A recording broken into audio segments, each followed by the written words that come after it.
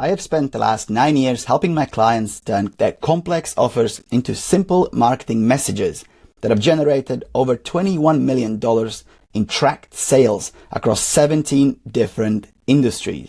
And in this video, I'm going to show you the 3 keys to make your message much more effective. The first key will explain why the more technically advanced you are, the harder selling can get.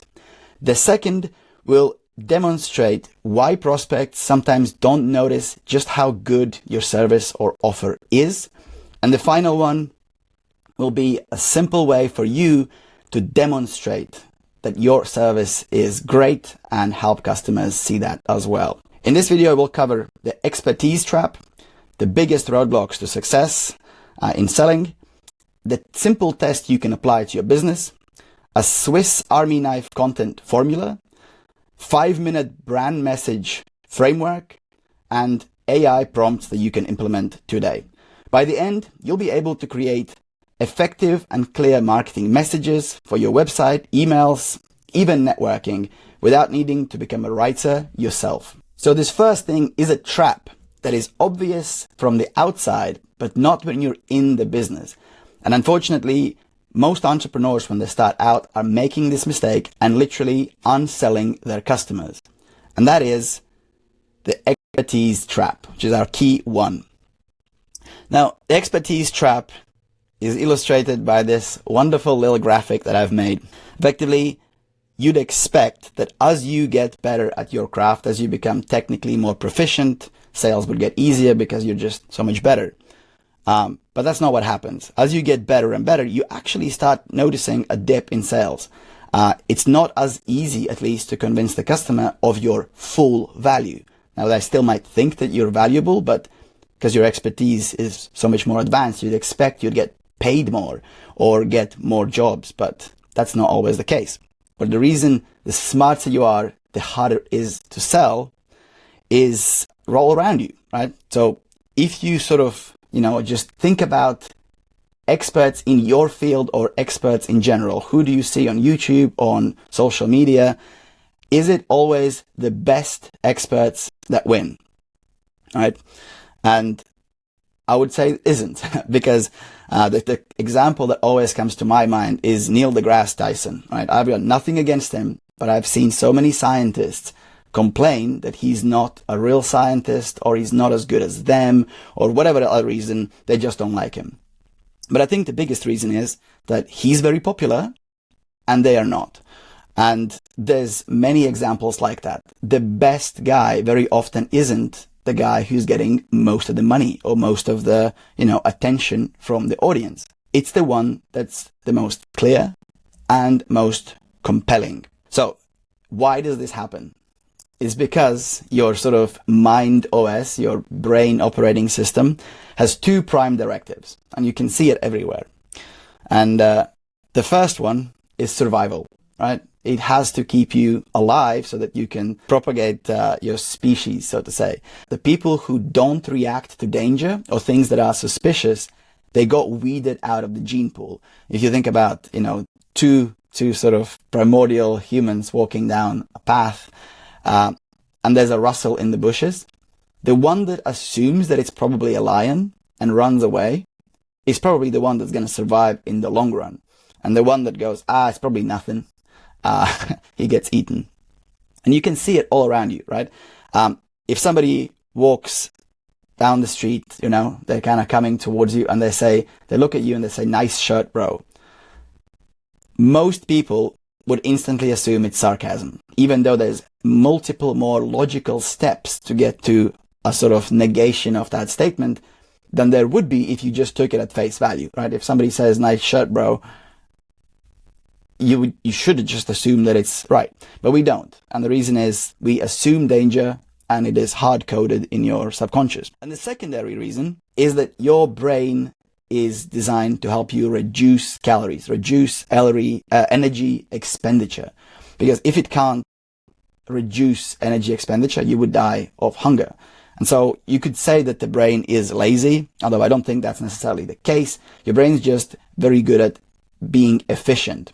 Unfortunately, though, if your message, if your marketing, if the thing you put out is complicated, so people have to kind of, slow down and focus on it, that's literally burning calories. And if you're going to go against the primary directives of your operating system, you're not going to have a good time. You could kind of think of an equivalent example. As long as they read the message, they have to run on the treadmill. As you can imagine, they wouldn't read very many words, right? That your message would have to be super short, super impactful.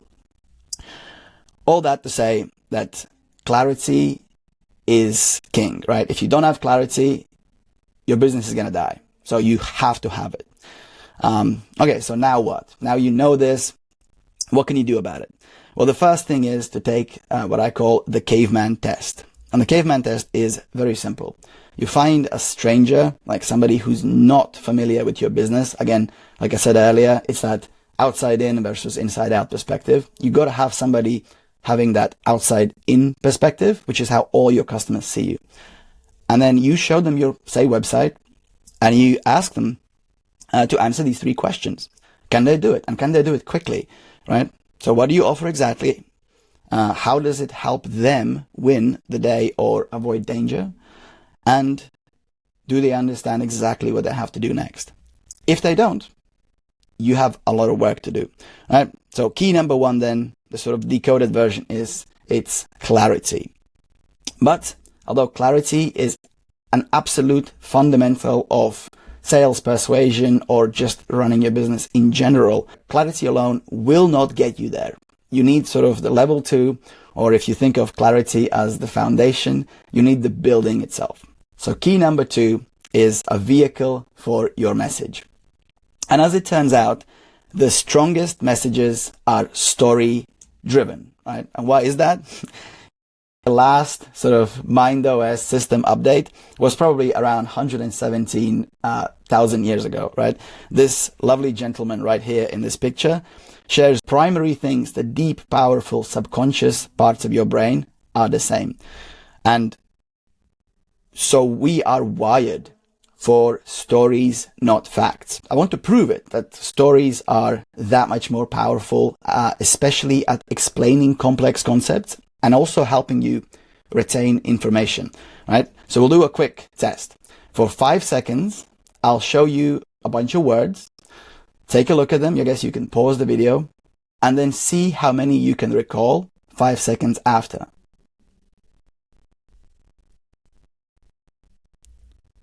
Okay, I think that was around 5. So how many words did you get? Most people would find that they, had maybe 3, maybe 5, depends on the time.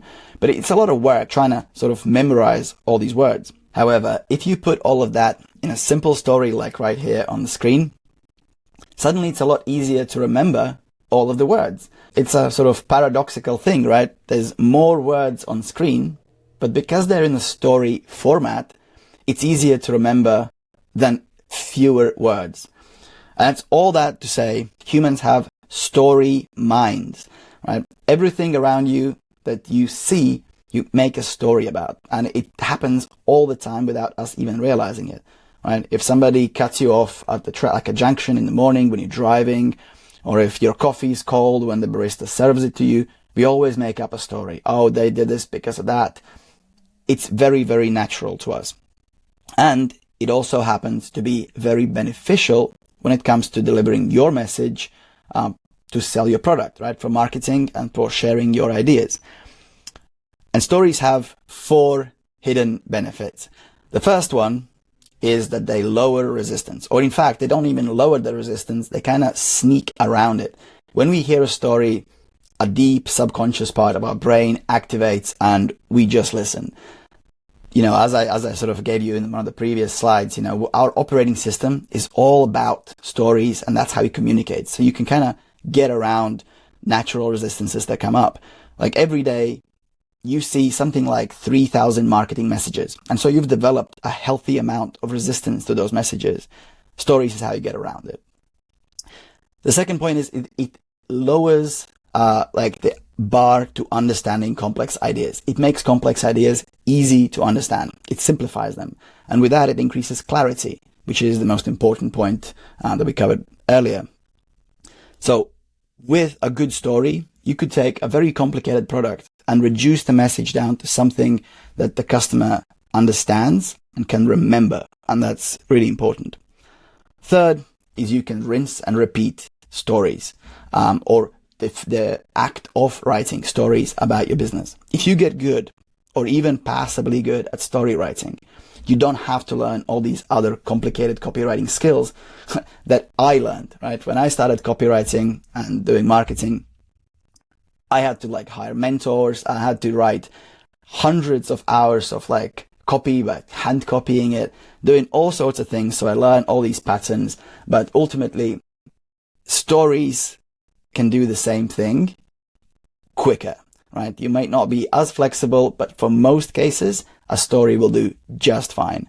And that's kind of why I'm making these videos, why I've launched the channel. As I'm exploring how anybody can learn to write better stories for their marketing, I'm sharing them with you and learning myself, right? And the fourth thing is that they are universal. And by that I mean is that it can be applied to any content format, right? You can take a story and create an email out of it, a sales letter out of it, put it on your website. Stories can be sort of molded, expanded, made longer, made shorter. Some of the most famous ads in the world are stories, right? Which is this one here. They laughed when I sat down at the piano, but when I started to play, ... It's one of the most famous ads. It did extremely well for the time. And the point is, they took a story and they've expanded it into a full page ad. And right next to it, we have a modern day story, right? It's a very short story where somebody's selling their product. With that, we wrap up key number 2, which is use a story. It's the perfect vehicle to deliver your message. So now the only question remains is, but how do you get a story, right? And you're in luck, because in next step, I will give you a proven formula that I've used and others have used, that you can sort of combine it with AI to do the heavy lifting, and it will reduce or produce a fantastic starting point for your story. So key number 3 is use a formula. Now, what is a formula? Formula is just the best practice distilled. I've actually had this discussion with some of my friends, and they kind of think that a formula is antithetical to a story, because a story should be natural and free-flowing. But for most of you, you're not trying to become story writers. You just try to apply some of the principles of clear messaging to your business so that you can make more sales and deliver more value. A formula is the perfect tool for that. And we'll also have AI sort of linked into it, so it will do all of the heavy lifting without you having to become a pro writer. All right. So as I promised you in the title, a 5-minute brand message formula. This is going to be it. So our formula only has 4 steps, or 4 parts, which is we'll focus on who you help, we'll figure out what problem you solve, the result you deliver, and then remove the biggest objection. Now, this could be any objection. Ideally, it's the biggest one. It's also a part where you can really differentiate your service from others and kind of create a unique angle. Right, so moving on. Oh, we're skipping one. Before we get into actually the prompt 1, I want to cover a simple rule, which is rule of 1. And that means that the story should be addressed to one person. So even if you have multiple types of customers, you should pick one, right? The person doesn't have to even be real. It can be an imaginary person, but you just have to write to one person. If you write to one person, the way you change your story and your messaging it becomes a lot more clear, and everybody can relate to it. But if you write your story as if it was to everybody, nobody can relate to it, because anything that's written for everyone effectively becomes written for absolutely nobody. So just for this exercise, if you do have multiple client types, reduce them down to your one ideal client type. The first thing that we will need to do to write a story is actually figuring out who is your avatar, your customer avatar. What do they want? What do they fear? What's holding them back? And what would their life look like or doesn't look like if they get what they want. I've sort of reduced it down to a simple prompt that you can just plug in to AI. So you can screenshot it now. And all you have to do is fill in the details in green, right? So the first one is what your business does. Feel free to have as many details there as you want. And part number 2 is what your customers tend to be. And when it's done, it will give you back something that looks like this, right? We'll kind of quickly skip through these, but you can see it's very short and it has clear details, right? You have one for legal consultant, one for a coach, healthcare compliance expert. Now, once you get it back, if you see inconsistencies, edit them out, right? So just refine it at this stage. And you'll need that for prompt number 2, which is the brand message framework. This is where we actually take the information we had in the previous step and we craft a story, right? So now in this prompt, it will synthesize what your business is and what your business does, and then all the facts it sort of unearthed about your avatar and put them together in the brand story framework. And so yeah, you can take a screenshot of this and let's have a look at what the outcomes are like that it produces. So for the executive leadership coach, you can see it's sort of produced all these little bits, but then the main thing is the message below, right? Which is, I help ambitious managers step into confident leadership so that they can earn the promotions they deserve without feeling stuck or overlooked.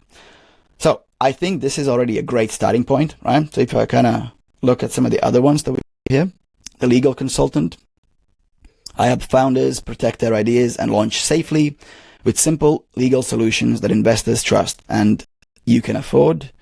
And then the final one, I help healthcare administrators stay fully compliant with ease so that they can focus on patients instead of paperwork or penalties. I think all of these are great starting points.